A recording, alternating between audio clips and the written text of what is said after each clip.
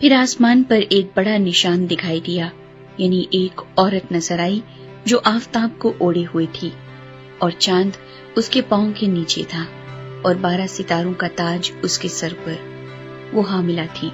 اور درد ذہ میں چلاتی تھی اور بچہ جننے کی تکلیف میں تھی۔ پھر ایک اور نشان آسمان پر دکھائی دیا، یعنی ایک بڑا لال اژدہا۔ اس کے 7 سر اور 10 سینگ تھے، اور اس کے سروں پر 7 تاج، اور اس کی دم نے آسمان کے 3 ستارے کھینچ کر زمین پر ڈال دیے،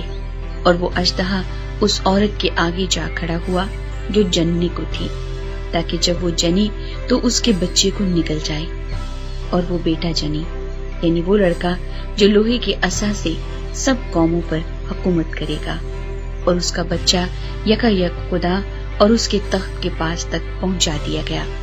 اور وہ عورت اس بیابان کو بھاگ گئی جہاں خدا کی طرف سے اس کے لیے ایک جگہ تیار کی گئی تھی،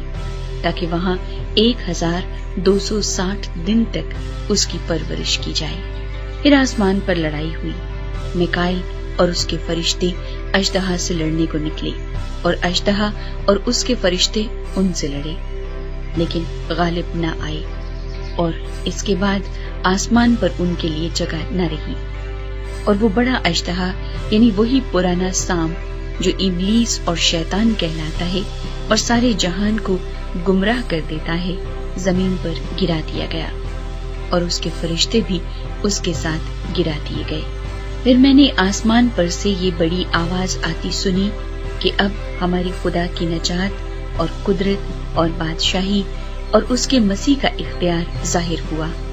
کیونکہ ہمارے بھائیوں پر الزام لگانے والا جو رات دن ہمارے خدا کے آگے ان پر الزام لگایا کرتا ہے، گرا دیا گیا،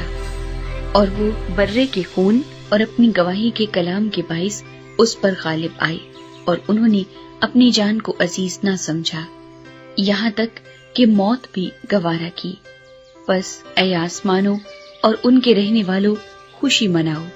اے خشکی اور تری،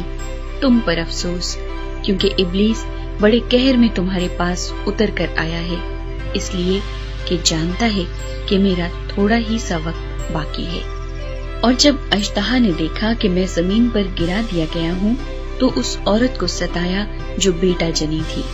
اور اس عورت کو بڑے عقاب کے 2 پر دیے گئے، تاکہ سانپ کے سامنے سے اڑ کر بیابان میں اپنی اس جگہ پہنچ جائے جہاں ایک زمانہ اور زمانوں اور آدھے زمانے تک اس کی پرورش کی جائے گی۔ اور سانپ نے اس عورت کے پیچھے اپنے منہ سے ندی کی طرح پانی بہایا تاکہ اس کو اس ندی سے بہا دے، مگر زمین نے اس عورت کی مدد کی اور اپنا منہ کھول کر اس ندی کو پی لیا جو اژدہا نے اپنے منہ سے بہائی تھی۔ اور اژدہا کو عورت پر غصہ آیا، اور اس کی باقی اولاد سے جو خدا کے حکم پر عمل کرتی ہے اور یسوع کی گواہی دینے پر قائم ہے،